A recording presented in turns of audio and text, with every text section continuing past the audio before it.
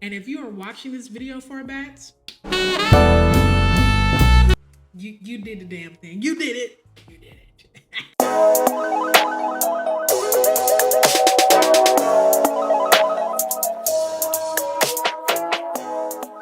Hey y'all, it's your internet's average weirdo, Insecure K, aka Markeia.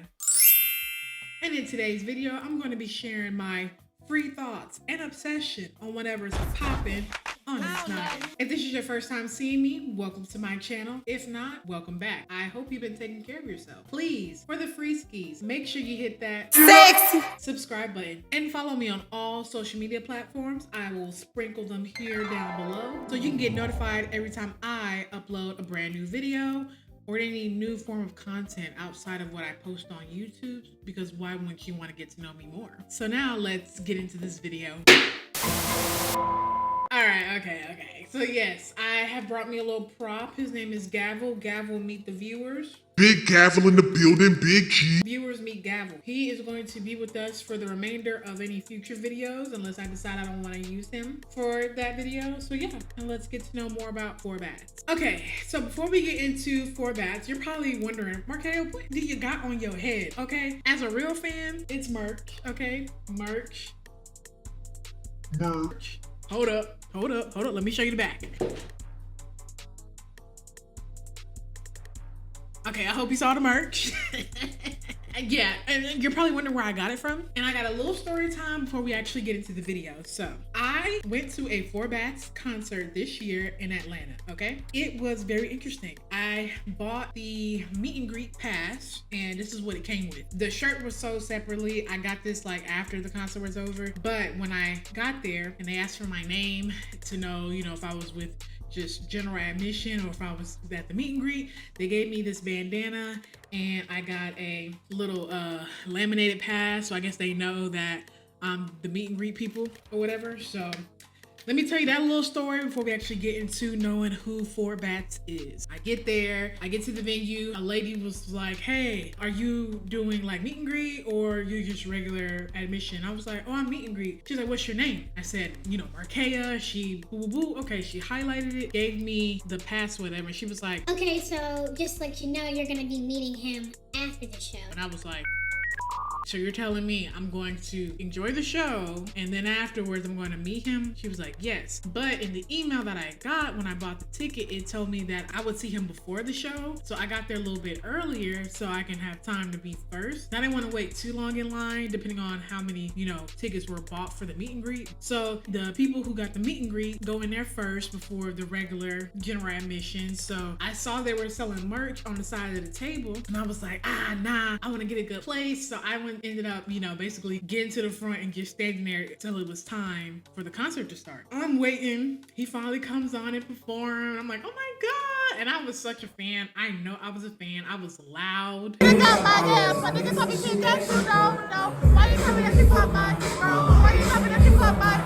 Out of tune, everything. Like, I was just so amazed to be like, oh my God, I'm here.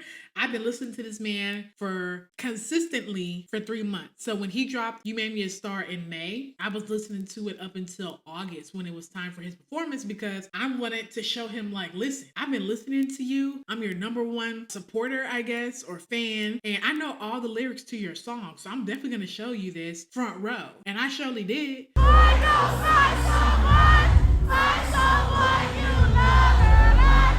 So definitely go check out that video of when I basically did my 24 hours in Atlanta. It was a time, and you can see how excited I was because yeah, the voice was voicing during that performance. But anyway, so after the show was over, I had to stick around until it was time for me to meet him. But let me rewind. So while I was watching him perform, the performance was good. Don't get me wrong, I enjoyed every bit of it. I think the thing that I forgot while I was there, because I was so excited to see him as a person, was his vocals. I didn't really hear him that much, but we'll talk about that more later on in the video. And then too, looking at him, and I was just kind of like, I wanted to see him like in a way of like, I would see like Chris Brown, on stage, to know that he's only 21. I was just kind of like, I'm gonna have to double back because you're too young for me. And I'm just like, I wanted to see him in that way, like sexually, but I just couldn't do it. I just kind of had to be like, oh, you're cute, but I can't. He brought out Jeremiah.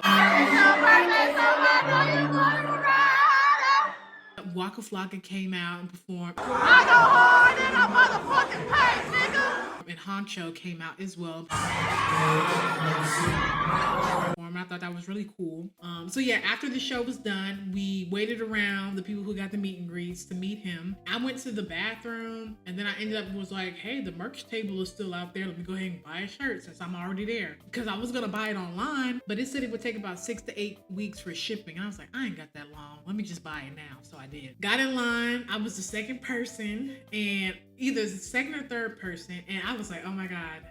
I'm kind of nervous because I was thinking how a meet and greet was gonna go was I was gonna get like at least 2 or 3 minutes of me kind of like talking to him to some degree to be like, hey, my name's Markeia. I traveled from all the way down here to see you, and I just want to let you know, like, I enjoy your music. I think you're a great artist. Woo woo woo. So I could show my appreciation to him. But yeah, no, it was not like that. It was a line full of people. His entourage came out, and then we took pictures by the merch table. And I just assumed that they were gonna be taking the pictures off of whatever camera they had, but they used like a light, and then they used my phone for pictures. So I was just like, oh, okay, cool. So I walked up to him smiling and I was like, hey.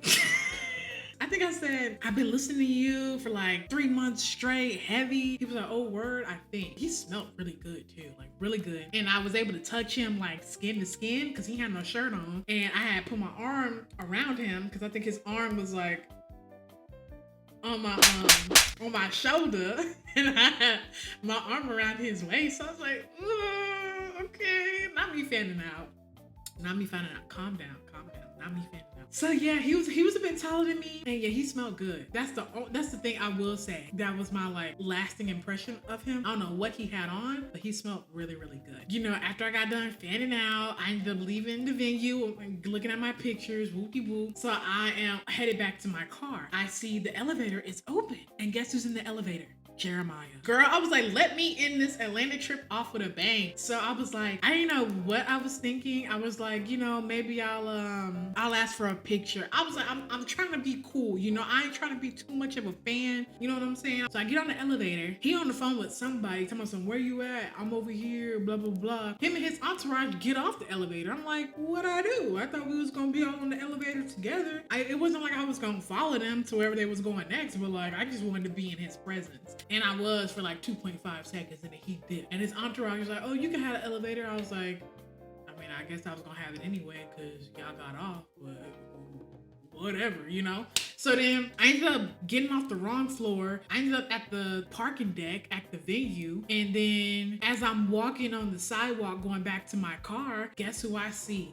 Jeremiah again. In my mind, I was like, should I go ask him for a picture? Then I was like, nah, because his energy wasn't right. Like, the vibes weren't right. He seemed agitated. I don't know. It wasn't a good first impression of me meeting him. So I was like, I'm not even finna be that girl. So I just kept walking to my car. I was like, it is what it is. I got what I came here for, which was to see Four Bats. And I'm gonna just leave on that note. And it was cool. The whole energy was cool. It was a good time. But let's get back into finding out more about this man. Mr. Nico Bennett came to fame in 2023 with Act 2, Date at 8. One of his various songs, it went viral on TikTok, ended up spawning for a remix with Drake, which was highly surprising because usually it takes you a minute. Well, it used to be it take you a minute before you're able to get a feature for someone that big on that level, especially when you're a new artist. So when I saw Drake hopped on, I was like, oh, Drake's always been tapped in, but so fast, which is very interesting because he literally came out of nowhere. But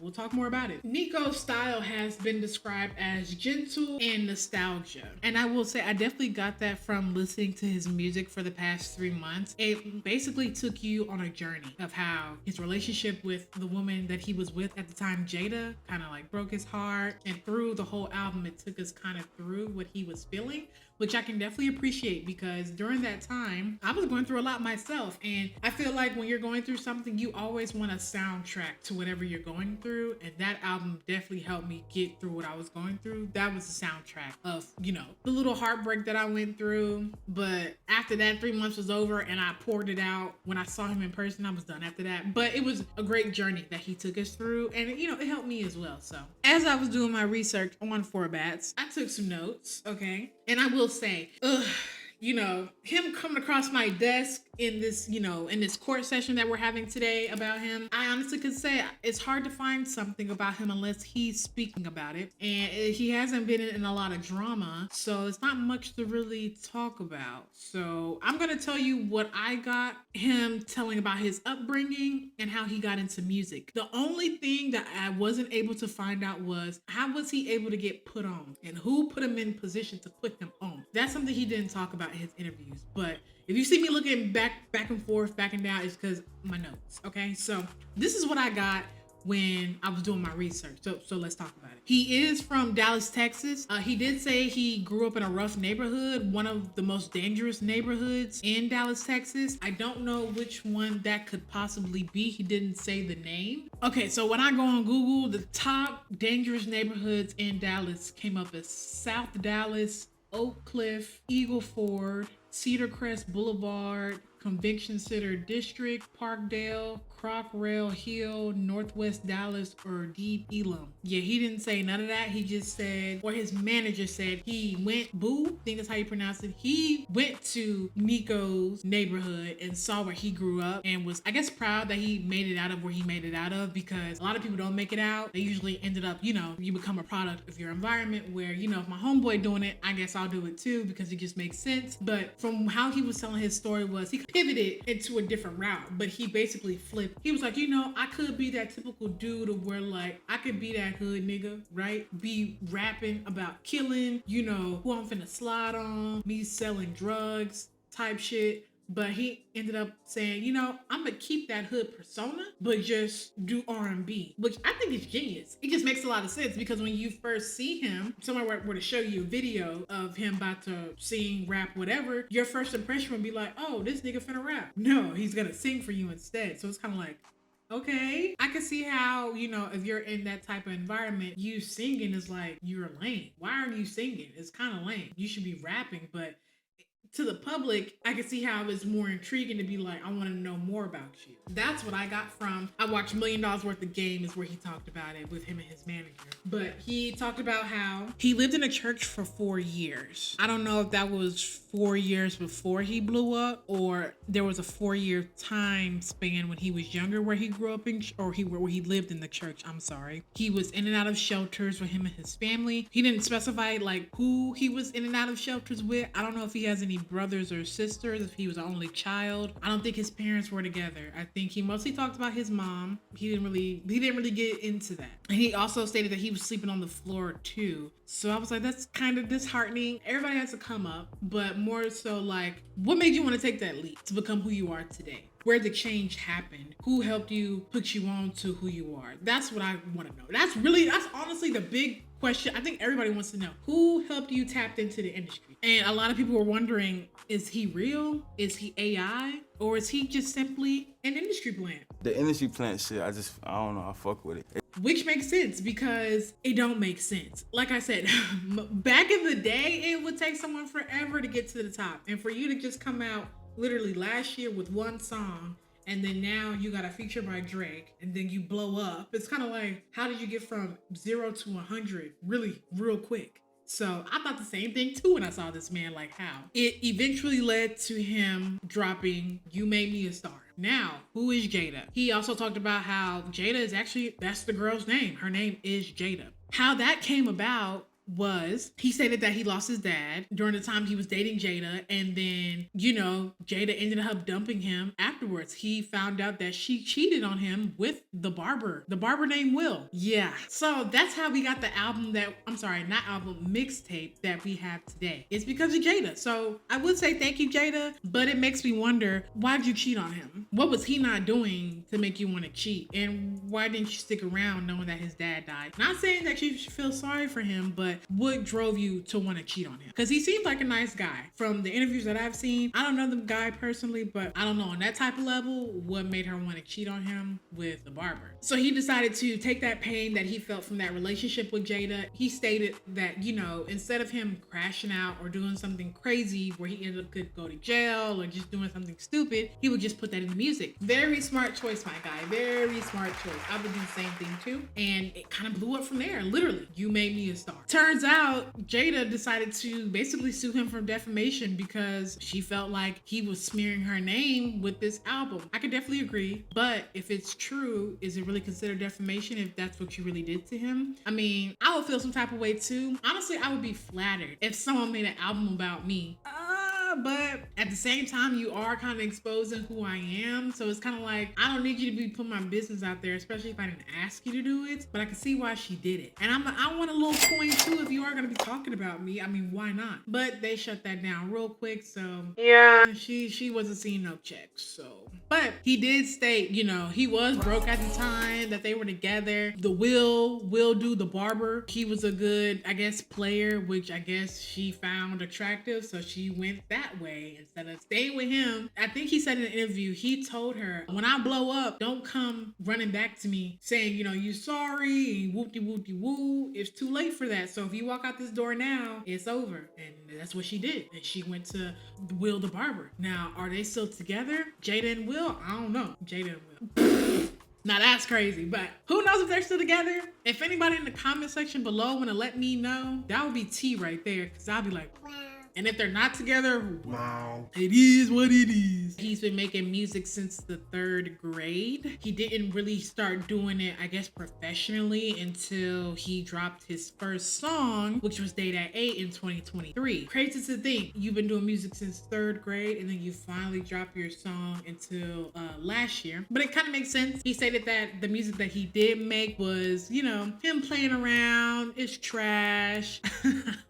You know, I'm pretty sure like anybody, you think you got something, but then when you really don't, you know, like kind of like this. My name is Nico. I like macaroni. I slapped Big Mama with a piece of bologna. I went to school and I acted fool and the girl said, oh, that was my first rap in 3rd grade on Jesus Christ. So yeah, not the best, but I mean, hey, you know, you always got to start somewhere when you're making music. He also did talk about as him, you know, becoming who he is today, which is for bad. He, like I said at the beginning, he did go through some hardships with growing up. He did state that he was on kid. So I would want to know what made him want to do that to himself. What position in life was he feeling? Was it him being, you know, in and out of different shelters, him living at a church, not feeling like he's good enough or man enough in order to support himself? You know, what would make him go off the deep end to try to figure out, you know, why he would no longer want to be here? So I think that was very telling. You know, it makes me want to know more about him. But like I said, there's not a lot of interviews or like people of like family members talking about it. So I guess when he gets to a point in his career where he wants to do a documentary, I mean, he's still young. He's only 21. So I mean, he still has a long way to go. He only dropped one mixtape. So it's not even an album. I'm definitely here to support him in whatever journey he takes. I hope he just don't let another female get in the way of that. I feel like that's a lot of these artists' downfall when they start getting in relationships. The relationships become bigger than artists.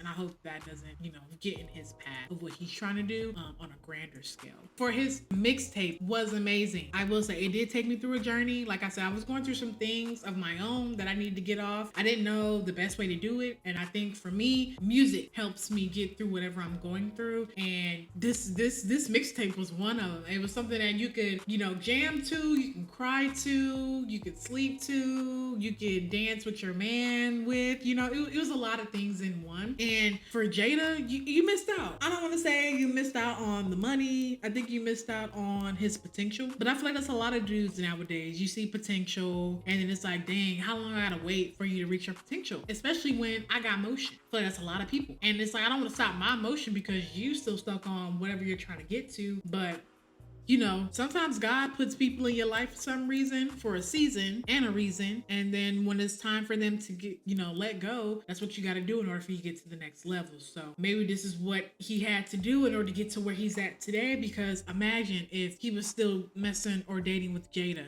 we wouldn't even be able to get You Made Me a Star today. So I think the mixtape was a blessing. It was very, very good. I will say, you know what was funny in that little mixtape? That little beep, the little fire alarm when you don't change your battery. I thought that was funny. Send a text to your DM.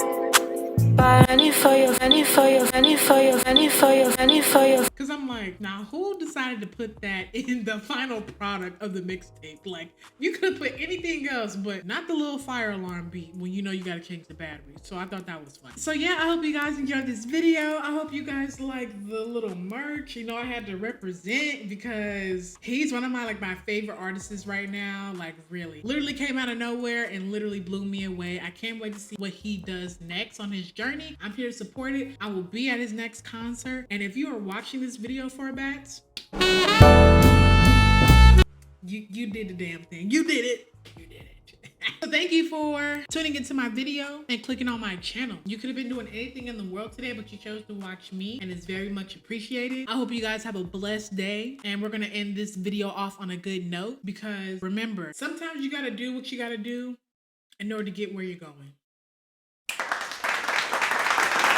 Thanks for watching, you guys. Bye.